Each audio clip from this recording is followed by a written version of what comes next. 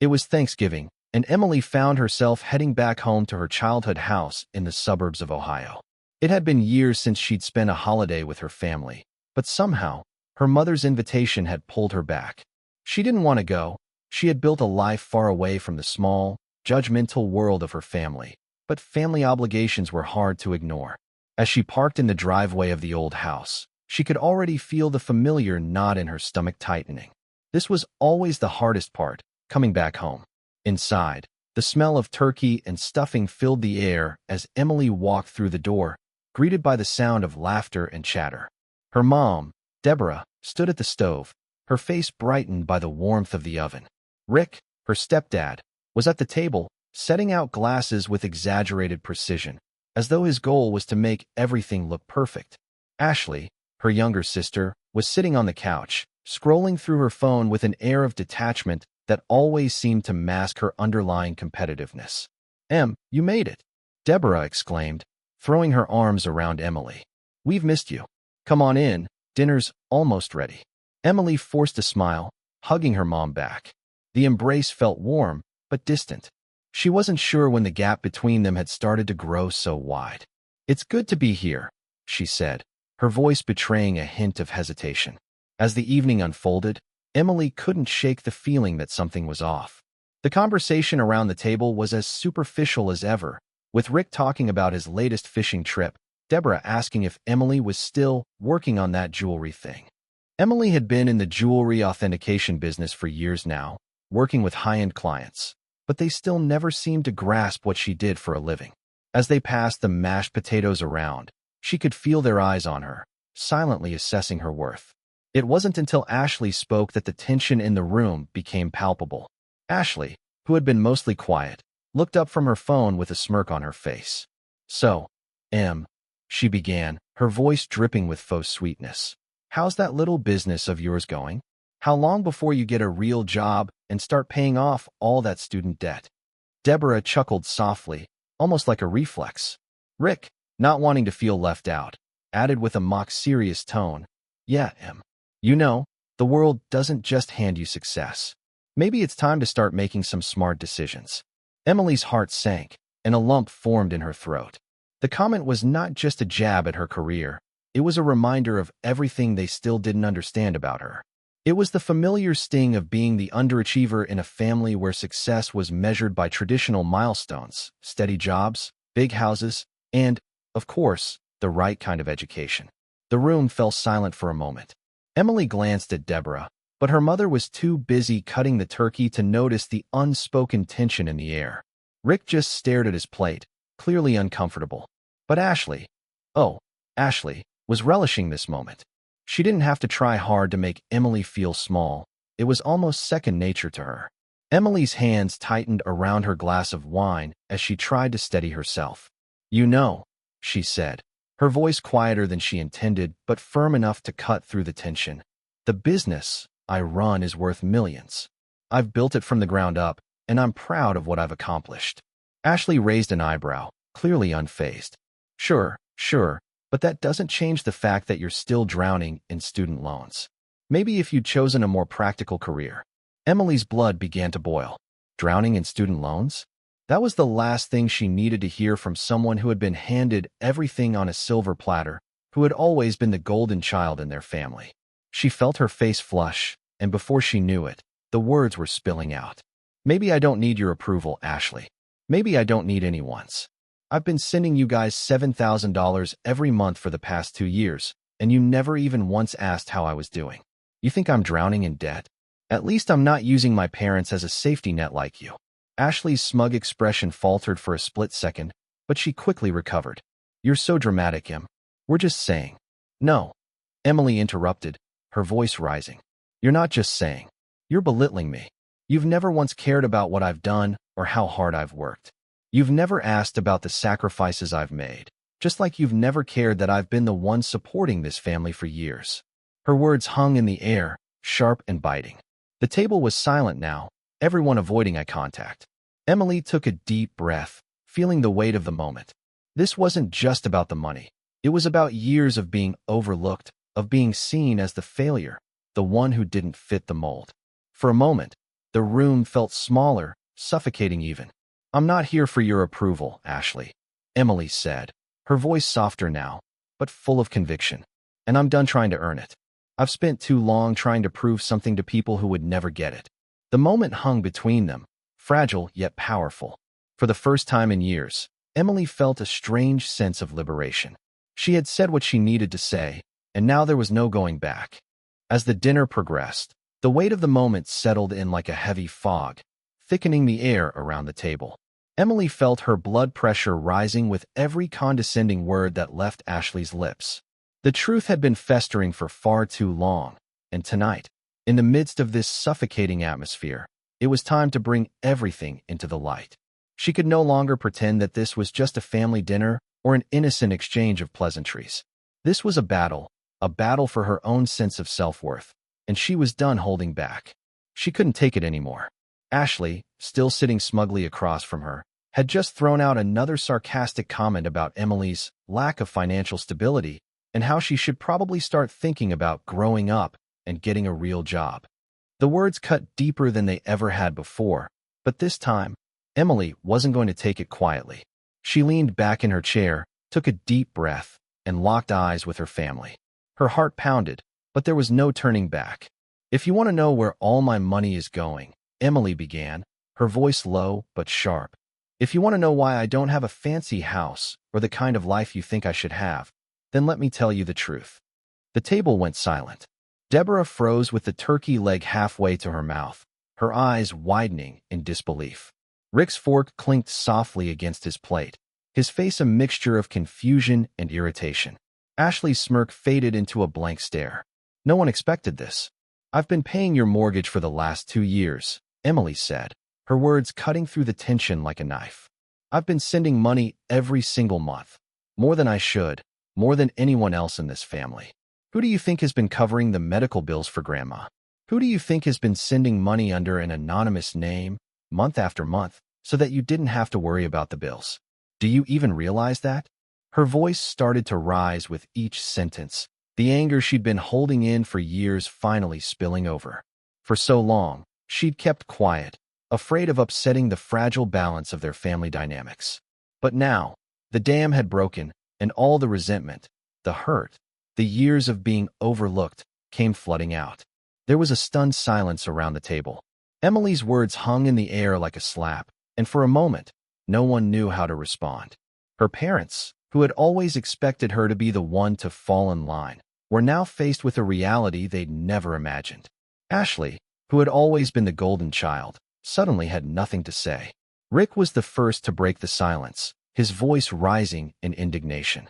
"If you have so much money to throw around, why don't you take care of your family a little better?" he snapped, his face turning red with frustration. "Why don't you buy your sister a house, since you have all this cash? Why don't you help Ashley out instead of just throwing it all away on random acts of charity?" Emily's eyes flashed with anger. "I've been helping," she shot back, her voice shaking with emotion. "I've been doing more for this family than you'll ever know, Rick. I've been keeping things afloat while you sit here and criticize me. Do you think I'm just out here wasting money for fun? I've been trying to help you, to help everyone, and all you've done is judge me and take credit for things that I've had to carry on my own." The words hung in the air, the truth hitting harder than any insult. Emily's chest was heaving with the force of her emotions, but she wasn't done. "Not yet." Rick scoffed, his tone dismissive. "Well, you could have done more if you really cared about us. If you really cared, you'd have bought a house for Ashley. You'd have made sure she's taken care of instead of keeping everything for yourself."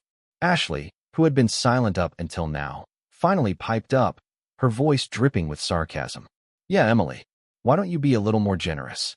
Maybe if you really cared about the family, you'd actually be here for us instead of just paying for everything from a distance." Emily's eyes widened in disbelief. She could feel the weight of the years of neglect, the constant need to be the savior of everyone else, while no one ever took the time to appreciate the sacrifices she had made.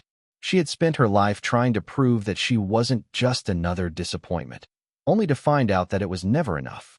She stood up from the table, her hands shaking with the adrenaline coursing through her veins. "I've been here for you more than you'll ever understand.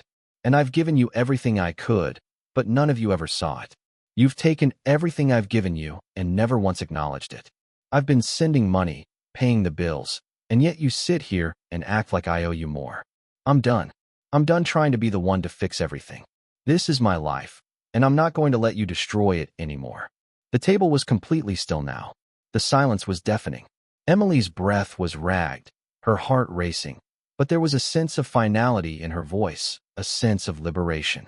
She had finally said the words that had been locked inside her for so long. The truth was out, and there was no going back. Rick, Deborah, and Ashley were left speechless, their faces frozen in shock. Emily could feel their judgment, their disappointment, but for the first time in years, she didn't care. She had spoken her truth, and that was all that mattered. The tension in the room was palpable, the kind that lingers long after a storm has passed, but leaves its damage scattered in the aftermath. Emily could feel her pulse pounding in her ears, her heart racing in a way it hadn't for years. Every fiber of her being wanted to walk away, to escape the suffocating confines of her family's expectations and judgments, but she couldn't. This was the moment where the truth had to be spoken, even if it meant tearing apart everything she had worked so hard to build. She stared at her mother, who now sat with tear-filled eyes, her face twisted in a mix of confusion and anger. The words had been building inside Emily for years, decades even, but now, they came rushing out with the force of a dam breaking. Emily's voice trembled at first, but with each word, her confidence grew stronger. "You don't get it, do you?" she began, her voice sharp but steady, as she glared across the table. "You've never gotten it. Not once. You think I'm the one who's selfish? You think I've been so caught up in myself that I've forgotten about you all?" She let out a bitter laugh, the sound bitter and hollow. "Let me remind you what selfish looks like. Let me remind you about the years I spent on my own, struggling, with no one there to help. No one offered me a penny. No one cared enough to ask how I was doing, whether I was drowning or surviving. You think I'm selfish? You've never had a clue what it was like for me." The room fell silent. Her mother's face crumpled as though she had been slapped, the tears in her eyes falling freely now. Deborah's hand trembled as she wiped her eyes, trying to compose herself. But Emily wasn't done. She had waited far too long for this moment. "Nobody in this family ever asked me if I needed help, if I needed anything. No one helped me with college. No one helped me with my student loans. I had to do it all on my own. I worked multiple jobs, I borrowed money from anyone I could, and still, I fought every day to make it out of the mess I was handed. And you know what? No one ever even bothered to ask if I was okay." Her voice cracked, but her eyes never wavered. "You want to talk about being selfish, Mom? You want to talk about how I'm not doing enough for you? I've been the one supporting you for years, and yet all I've ever heard from you is criticism, comparison, and constant judgment." She took a deep breath, the weight of her words heavy in the air, but it felt good to finally speak her truth. "All I ever heard growing up was how Ashley was better, how she was prettier, smarter, more successful, how I couldn't possibly measure up. You compared me to her, time and time again, making me feel like I was nothing. I was never good enough for you." Her gaze turned cold as she locked eyes with her mother. "You think I don't know how you looked at me? How you still look at me? As the disappointment, the failure." Emily could see the guilt flickering across her mother's face, but it didn't make her stop. She had buried all of this for far too long, and now the floodgates had opened. "I put myself through college with no help. I worked nights at shitty jobs just to pay the bills, just to stay afloat, while Ashley got everything handed to her. The best schools, the best opportunities. And what did I get? A lifetime of being told I wasn't enough. I've never once asked you for anything, not even a simple 'how are you?' But that's never been good enough, has it? You've always seen me as the screw-up. The other child, the one who was never quite up to par." Her chest heaved with emotion, the words coming faster now, as if the dam had broken completely. "And after all that, after everything I did to build something for myself, when I finally get a little bit of success, you still can't be proud of me. You just want more. You want me to buy a house for Ashley, to support her dreams, like she's the only one who matters. You want me to keep fixing everyone's problems while you sit back and do nothing. I'm tired of being the one who cleans up everyone's mess. I'm tired of being the one who has to be the savior. I didn't ask for this role, but I took it because no one else ever did." Her mother, still sobbing, let out a strangled cry, her voice shaky. "Emily, you're being cruel. You're being so selfish. After everything we've done for you. After all the sacrifices. Emily cut her off, her voice rising. What sacrifices? What sacrifices, Mom? Do you think sending me to school with no support, no guidance, is some kind of sacrifice? Do you think telling me I wasn't good enough and then making me feel like a burden is love? I've been busting my ass to make something of myself, and every time I succeed, I get told I'm not doing enough. I'm so tired of it. Deborah collapsed back into her chair, her sobs uncontrollable now. But you have the money, Emily, she cried, her voice thick with guilt and desperation. If you have all this money, why don't you help us?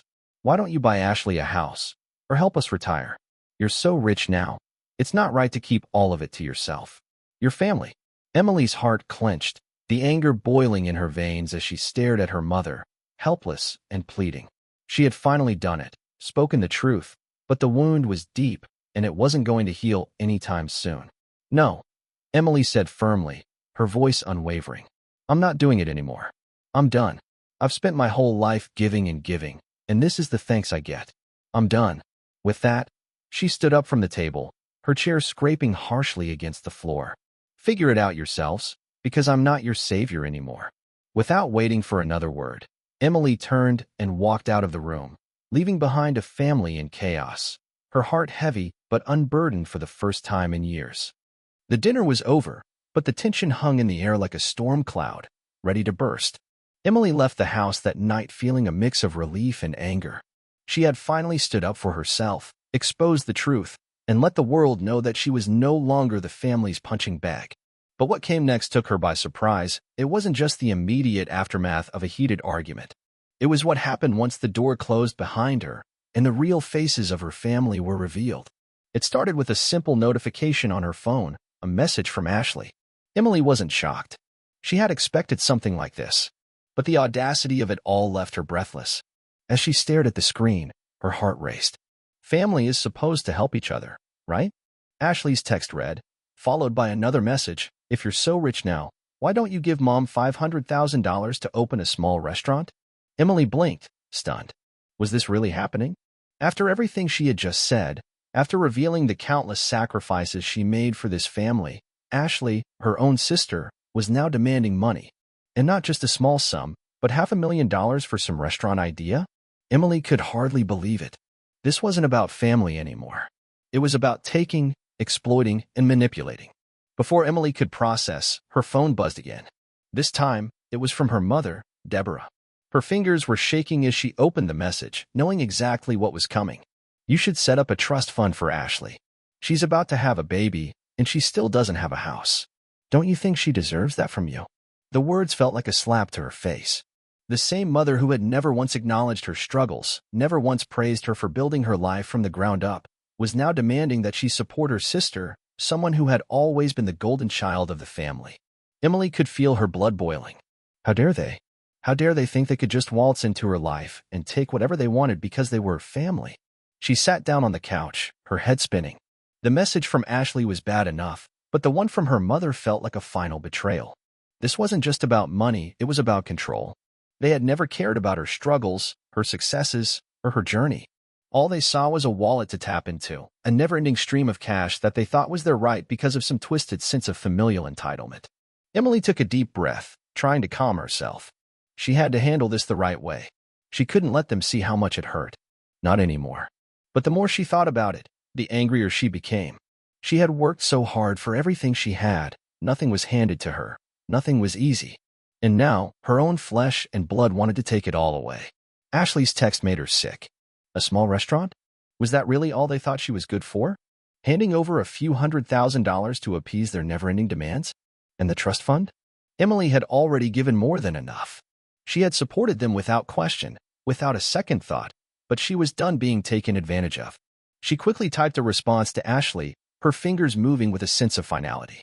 Ashley, I've given enough. I've paid for more than my share. I'm not a bank. I'm not your personal ATM. I worked hard for everything I have, and I'm done letting you all drain me dry. After sending the message, she paused, knowing it wouldn't be the last time she'd hear from Ashley. But the next message from her mother hit even harder. It was another attempt to guilt her into giving more, to keep her in line. You don't understand what it's like. We've always been there for you. You owe us. You owe your sister. We gave you everything we could, and now you can't even help your own family." Emily could feel the anger rising again. She had been there for them. She had always been there for them. But when had they ever been there for her? When had they ever shown the same love and support they expected from her? She wasn't going to let this go on any longer. She took another deep breath and then typed back, her words firm and clear. "I owe you nothing. You've always expected me to carry the weight of this family, and I'm done. I've given more than enough. It's time for you to take responsibility for yourselves. I won't be your crutch anymore." With that, she hit send, feeling a weight lift off her shoulders. But as the phone buzzed with the inevitable flood of angry replies, she knew this wasn't over. Her family wasn't just going to let her go that easily. They had always taken her for granted, and now they were going to fight to keep their grip on her. But Emily was no longer that scared, unsure girl who always tried to please everyone. She had stood her ground once, and she would do it again.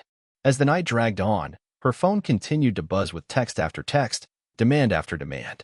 But Emily stayed strong. She wasn't backing down. Not this time. She had finally come to realize that sometimes the hardest thing you can do for family is to walk away. After weeks of relentless requests, manipulations, and emotional blackmail from her family, Emily reached her breaking point. She had tried to be patient, to explain her side, and to offer help when she could. But the time for explanations had passed. Her family, especially her mother and sister, had shown no respect for her hard work, her achievements, and the sacrifices she had made to get where she was. They had crossed the line, again and again, and now, it was her turn to take control of her life. It started with the money. Emily had supported her family for years, quietly covering bills, paying off debts, and giving them more than she ever received in return. But no more. She had always been there for them, a silent benefactor, watching from the sidelines as they made demands without ever considering her own needs. And now, after all those years of hidden sacrifice, she was done. She contacted her bank and set up an automatic stop to any payments she had been making to them. No more loans for her mother's medical bills. No more funds for Ashley's endless ventures. The support had ended, and she wasn't going to give them the satisfaction of knowing that they could still rely on her. It felt liberating, freeing, but also incredibly hard. Emily had to wrestle with the guilt that clung to her, but she knew this was the only way to stop the cycle of dependence that her family had built around her. The next step came swiftly. She wasn't just cutting the financial support, she was severing all ties. She reached out to a lawyer, someone she had worked with before for business matters, and instructed them to draft a legal warning. It was clear. A cease and desist letter was sent to her mother, Ashley, and anyone else who dared to make demands of her. It was the final nail in the coffin of her relationship with them. "This is not a request. This is a legal warning," the letter read. "Any further contact or attempt to manipulate or pressure Emily into providing financial assistance will result in legal action." Emily felt a cold satisfaction as she read the words. This wasn't just her breaking point. It was her declaration of independence. She was taking back control of her life, and she wasn't going to let anyone manipulate her into feeling obligated or guilty anymore. But Emily didn't stop there. The isolation that had been growing inside her for years, hidden under the surface of family dinners, polite smiles, and forced conversations, finally burst out. She couldn't let them invade her private space any longer. She began by blocking them on social media, each click of the block button feeling like a personal victory. She deleted their phone numbers, wiped their contact details from her life. No more random calls or texts demanding money. No more fake pleasantries pretending everything was fine. It wasn't just about avoiding them. It was about cutting the toxic ties that had kept her tethered to a past she was trying to move on from.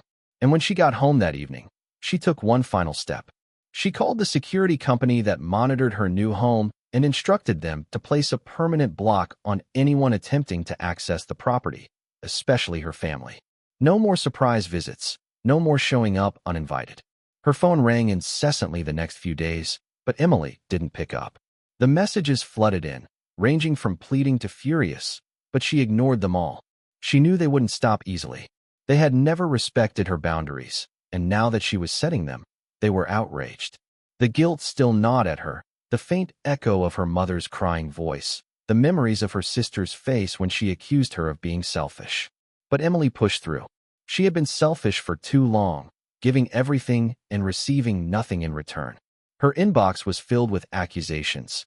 "How can you do this to us, Emily? You're abandoning your family. You're being cruel. You think we can just fend for ourselves? What kind of person are you?" But Emily didn't read them. She didn't respond. She didn't care anymore. She had learned that the people who truly loved you don't drain you. They support you, they cheer you on, and they respect you. Her family? They had never respected her. They had only ever seen her as a lifeline, a way to escape their own failures. And now, that lifeline was gone. It wasn't an easy decision. In fact, it was one of the hardest things Emily had ever done. She had spent years being the person everyone turned to when they needed help, but at the cost of her own well-being. And now, she was facing the reality of what it meant to put herself first. She thought about everything she had worked for, the business she built from the ground up, the friends who truly cared for her, the new home she had worked tirelessly to buy. She had earned every single step of it. No one had handed her anything. And no one, not even her family, could take that away from her. After severing ties with her family, Emily made a bold decision. She moved into a new penthouse apartment in Chicago, away from the chaos of her past and the constant emotional drain from her family. For the first time in years, she felt the weight of the world lift off her shoulders. The view from her penthouse was stunning, but what was more beautiful was the peace she found within herself.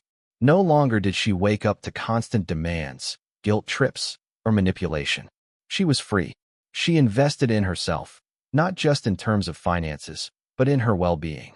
She hired a personal trainer, took up yoga, and even started painting again, something she had forgotten she loved during all those years of sacrifice. Emily began to thrive in ways she hadn't in a long time. She poured herself into her business, building it further, and for the first time, every decision she made was for her own growth and happiness. No one else's approval was required. Then came a moment that would solidify her sense of peace.